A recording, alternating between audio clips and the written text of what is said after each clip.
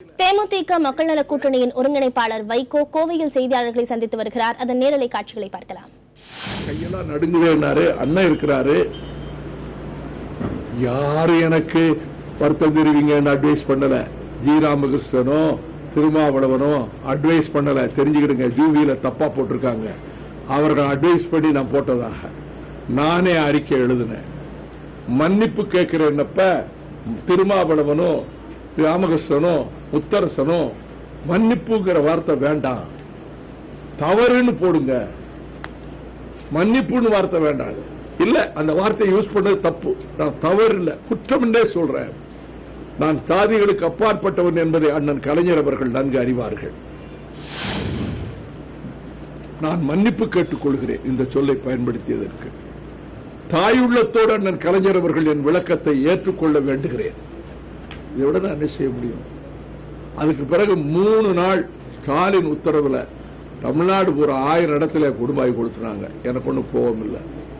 ஈழத்தமிழர்கள் கொல்லப்பட்ட போராத ஆத்திரம். நான் ஒரு வார்த்தை தப்பா சொல்லி மன்னிப்பு கேட்ட பிறகு குடும்பாய் கொடுத்துறாங்க. பாடையில தூக்கி வச்சு எரிச்சாங்க, செருப்பால் அடிச்சாங்க. எங்க வீட்டில் எல்லாரும் பார்த்தாங்க. எங்க அம்மா இருந்திருந்தா அதை பார்க்காது, சகிக்காது. நல்ல வேலை போய் சேர்ந்துருச்சு. அதற்கு கேஸ் போட்டிருக்காங்க. திமுக புகார்ல அதற்கு கேஸ் போட்டிருக்காங்க. எலெக்ஷன் கமிஷன்ல இருந்து 4 நோட்டீஸ் ஒரு வாரத்துக்குள்ள வந்துருச்சு. 2 நாள்ல பதில் சொல்றாங்க. டைம் கூட கொடுக்கல. வித்தின் 2 days எக்ஸ்பிளனேஷன் கொடுக்கணும். முதல்ல ஒரு எக்ஸ்பிளனேஷன் கொடுத்தேன். இது முழு விளக்கம் இல்லை, இன்னொரு விளக்கம் கொடுங்க. நீங்கள் ஒரு ஜாதியை குறித்து பேசி மாரல் கோட் ஆஃப் கான்டக்ட் எதிராக நடந்திருக்கீங்க, உங்கள் மீது ஏன் நடவடிக்கை எடுக்கக்கூடாது? நான் உடனே 2 நாள் நான் கேட்டா 1 வீக் டைம் கேட்கலாம். as a lawyer I can claim. நான் 2 நாளைக்குள்ள நான் விளக்கம் கொடுத்திருக்கேன். என்ன விளக்கம் கொடுத்திருக்கேன்? பணம் வாங்கி கொண்டு கட்சிக்கு துரோகம் செய்வது பழைய புராதனமான தொழிலை விட மோசம் என்று தான் சொன்னேன். திமுக தலைவர் ஜாதியை பற்றி நான் ஒரு வார்த்தை சொல்லவில்லை.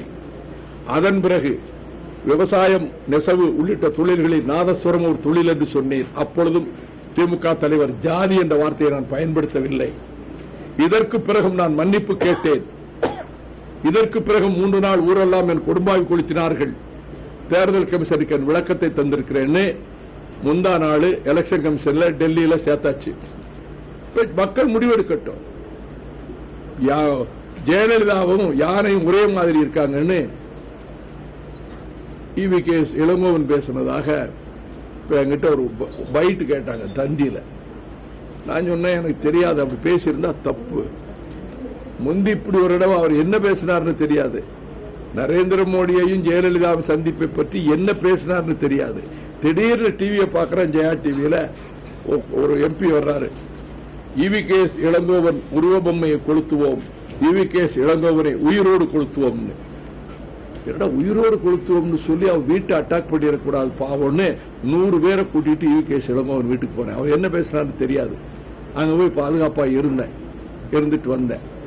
பிறகு முழுசு தெரிஞ்ச பிறகு இவர் பேசுறது தப்பு தானே. நரேந்திர மோடி சந்திச்சத ஒரு இரட்டை அர்த்தம் ஆபாசமா ஒரு மாதிரி சொல்றது தப்பு தானே. இதுக்கு போய் நம்ம ஏன் இப்படி ரியாக்ட் பண்ணோம்? நானே அவர் வீட்டை கொடுத்துருப்பா அவரை கொடுத்துரோடு சொன்னதுனாலதான் நான் போனேன்.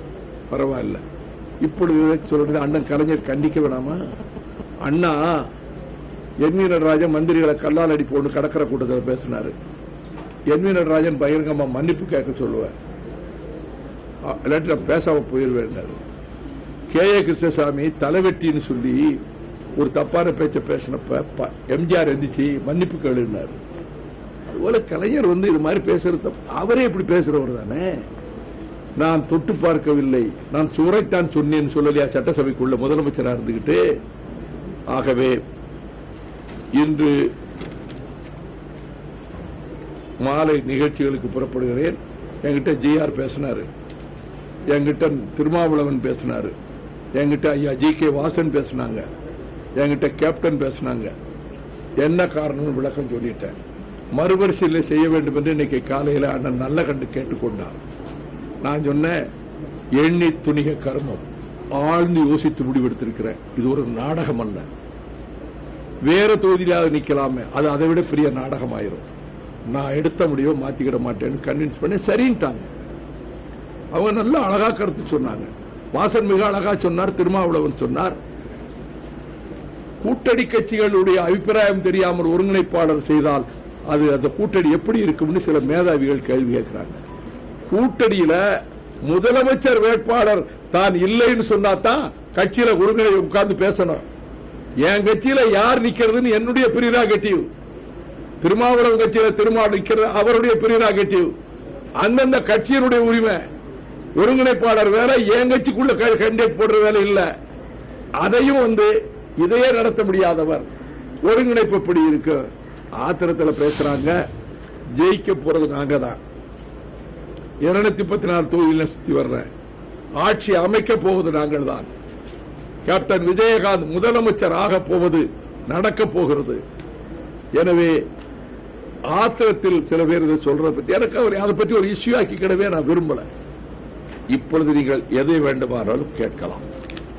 பஞ்சாப் மாநிலத்தில் சண்டிகர் விமான விரிவாக்கத்திற்கு விவசாயிகளுக்கு மத்திய அரசு 1,00,00,000 கொடுத்துட்டாங்க. ஆனா சூலூர் பக்கத்தில் இருக்கிற விவசாயிகளுக்கு வெறும் 80,000 கொடுத்துருக்காங்க ஒரு ஏக்கருக்கு.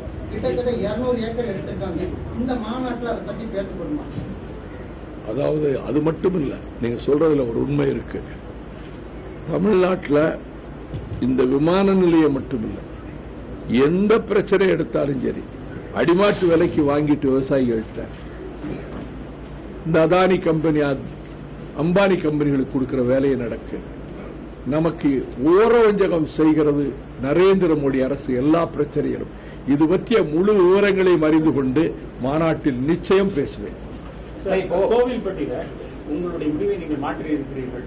இது திமுக ஒரு அந்த களத்தை ரொம்ப கம்யூனலா போலரைஸ் பண்ணிருக்காங்கன்னு சொல்லிட்டு நீங்க முடிவெடுத்திருக்கீங்கன்னு சொன்னீங்க. இதன் மூலமாக திமுக தனது முதல் வெற்றியை ஸ்கோர் பண்ணிருக்கேன் நீங்க நினைக்கிறீங்களா? உங்களை போட்டியிடாம நீங்க நினைச்சா அப்படி எடுத்துக்கிடுங்க. நீங்க அப்படி முதல் வெற்றியை ஸ்கோர் பண்ணி இருக்கதாக நீங்க நினைச்சா அப்படியே எழுதிக்கிடுங்க. அவ்வளவுதான் என்னுடைய பதில். அதே நேரத்தில் தோல்வி பயத்தின் காரணமாக தான் நீங்க தேர்தலில் போட்டியிடல. அப்படி நீங்க நினைச்சா அப்படியே எழுதிக்கிடுங்க.